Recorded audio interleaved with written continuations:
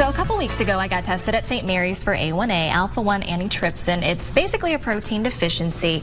I only found out that I needed to get tested after my dad passed away a couple months ago, and the doctor told me that I could be at risk. While it is a rare disease, it's actually more rare just because it's so often misdiagnosed. It is hereditary, though, which means you can only get the gene from one or both of your parents. I want to bring in Mary Beth Holderby now because you are just an inspiration for so many that have alpha-1. You have it, and I want to explain for folks who aren't really familiar with it. You can either have alpha-1 or you can be a carrier. I got my test results back. I just told you I am a carrier, not necessarily the news I wanted to hear, but generally speaking, it is the less severe of the two, and you do have alpha-1. Yes. How did you find out, and how old were you?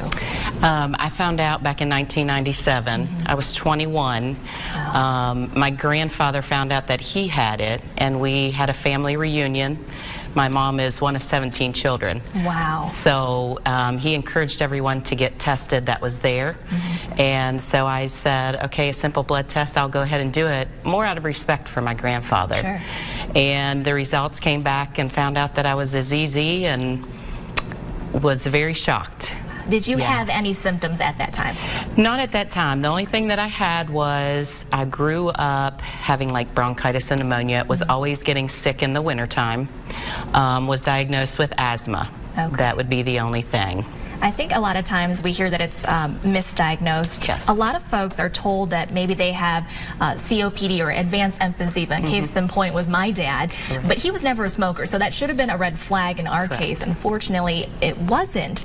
But this is something that alpha-1 and carriers can also be at higher risk for lung and liver disease. Talk about any lifestyle changes that you have had to make over the years. Well, my occupation.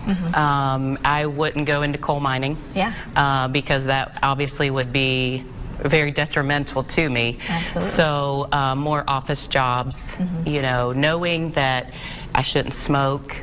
Even hairstyles, you know, like my hairstyle now, perfumes, colognes, things like that. Hairspray, you know, too, I'm hearing now, which is bad news for me because, yeah, I work in the news, but things you need to pay attention to. Exactly. Okay. Yeah. That's all stuff that, you know, you need to make yourself aware of because that is stuff that irritates the lungs. Absolutely.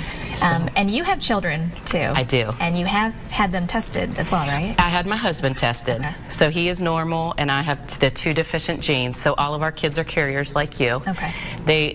We grow up with them going to Alpha Education Days. Yeah. There's a lot of education days, support groups, they go with us. They are surrounded by Alpha because of my husband and I.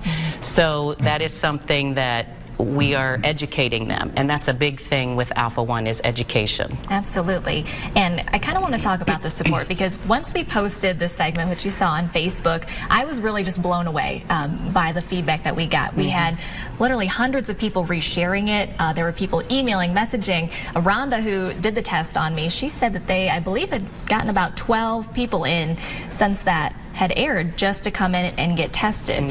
So obviously it's good to spread the word because I don't think a lot of folks know about it or ever heard about it. Right. Yeah. Is that what you've seen too? Yes. If you say I have alpha-1, they're like, what in the world is that?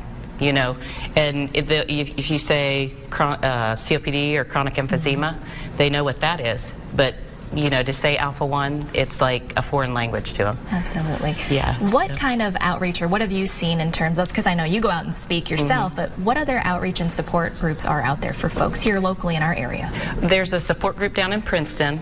So any of them, you can actually go to the alpha-1 website, alpha1.org, and they'll have a list of support groups. They have education days. The one that's going to be closest to us is Richmond, Virginia, which is not really that close, but we have education days. They do 6 a year. There's one national conference that's out in San Francisco, but there's also a support group in Wheelersburg.